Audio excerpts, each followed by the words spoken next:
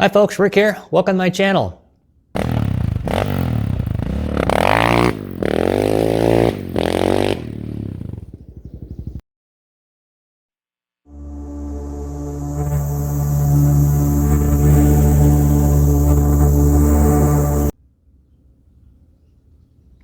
Alrighty.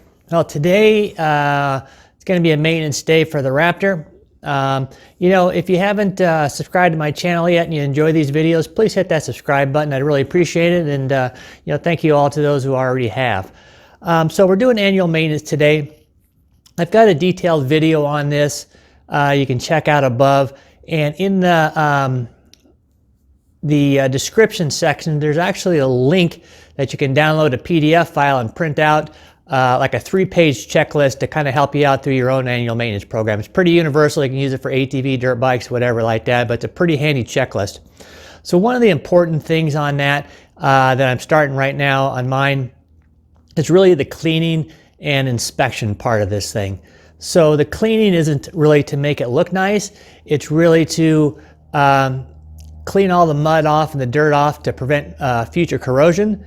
You're also cleaning it so you can get a better eyeball on what you're looking at there to see if there's anything wrong with it as well. And then the inspection, obviously, we want to do is a full end-to-end inspection there. I do it several times. And so today I've just done like a high-level inspection so far. But from a cleaning standpoint, anybody that's ever seen my race bike, when I roll it out of the trailer, that thing looks like brand new. I get comments on it all the time. I spend a lot of time washing it, and I do that again not to make it look nice so much as to keep it from getting corroded. I keep inspecting it during the race season, and I use protectants on everything like that. Just do everything I can to keep this thing as reliable as possible. But despite all those hours of cleaning, even at the end of my last race, I really done a thorough cleaning on it. You can only clean to what you can get to. And so I want to kind of show you what my bike looks like. You can probably see a little bit in the background. I want to give you a good eyeball here on what it looks like on all those sections that you can't get to. So let's go ahead and take a look at this thing. Okay, you can kind of see here, I've got all the plastics off. You can see here on the back, a lot of this is all kind of mud. A lot of it's just dirt, but you can see here the wires. Look at all, this is my main wiring harness here to get some of this stuff out of the way. This is just all, these are all loose right now, but look at the dirt that's on this thing in mud. That's all stuff you want to get off. You can see here, I haven't got my tank off. Here's all my battery area where all the electrics are. You can kind of look down here at my brand new battery. You can't even see it. Look at that dirt and mud on there. Underneath the gas tank, you can see up here all my fuel lines, fuel tank connectors, all that stuff is really bad looking. Let's go around here on the other side here real quick. But I've got, mud protectors and stuff like that, mud guards that cover this. But look how bad that is right there. Look at the connector mud that's got in here. You get up behind my radiator, it's all muddy. We go here on the other side real quick. One more time. Kind of look at the wiring harness and stuff back in there. You can just see all that stuff there. So all this stuff's got to get cleaned off here and really inspected. You want to wipe down all your wires once you're done, making sure they're nice and clean. I put it like a silicone protectant when I'm done on there. And then, one tip of this thing to clean this thing that I find works pretty quick is I use like a brush like this. This isn't a wire brush, it's a nylon brush. So you want to get something like a nylon brush like that. And I basically, with one hand, will hold the brush and start wiping it. And then the other hand, I got a shot back, sucking it up at the same time. So it's a two-handed deal. I just brush and suck up everything. It keeps that dirt from going in the other areas, keeps it from going all over your floor, and really allows you to, see quickly on, what spots you miss in that thing. So it's pretty quick. Although, there's a lot of stuff on this one that's got to get cleaned. It's pretty tedious. I kind of do like one area at a time. And then, just kind of, work on something else for a bit and then come back, clean a little bit more, go work on something else a little bit like there.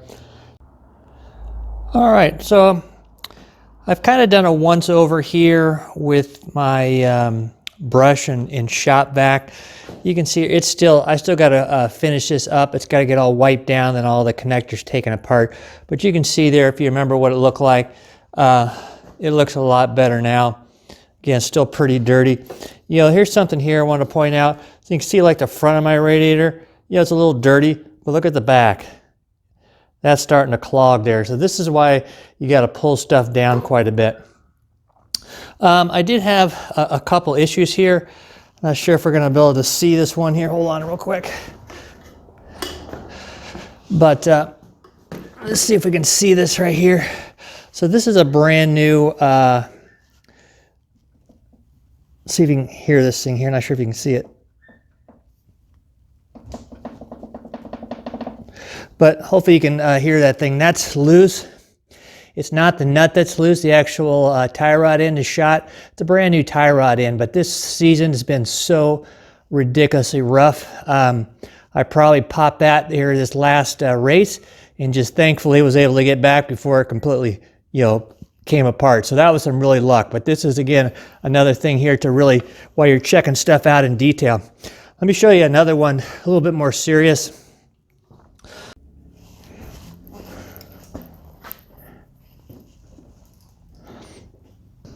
All right, hopefully you can see this here. If I hold these tires, you can kind of see how I'm pushing like this one down, this one here up. So both my hubs are loose on the splines.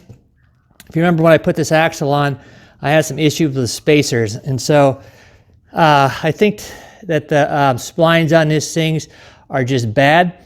I don't think they were ground in far enough. That's why I had to make spacers, but I got the spacers. I wasn't really having an issue, so it wasn't a big deal. But these are loose on the axle now, and they actually fit tight on my stock axle. So I called these ones up here, working out a claim, and I'll have to get a new axle shipped out and get that on.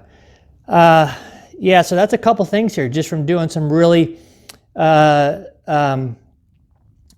good inspections, is just finding stuff like that you just don't notice any other ways. Get this out of here.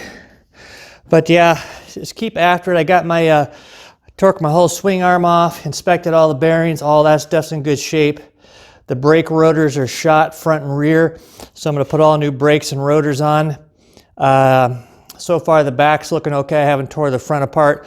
Got some new tie rod ends. The front end feels pretty good. Otherwise, I'm going to keep doing some tests in there. I got to pull, I'm going to pull off my steering stem bushing there so I can get some better feel on it, and then pull off my shocks on the front as well so I can really do a better check with my A-arms. But everything else seems to be okay. But yeah, we'll keep on this thing and get her cleaned up, and then I got to adjust the valves and all that kind of stuff, as well as getting this thing clean, grease the steering stem, obviously change the oil and all that kind of stuff, and then start putting her all back together. So that's it. We'll keep after it.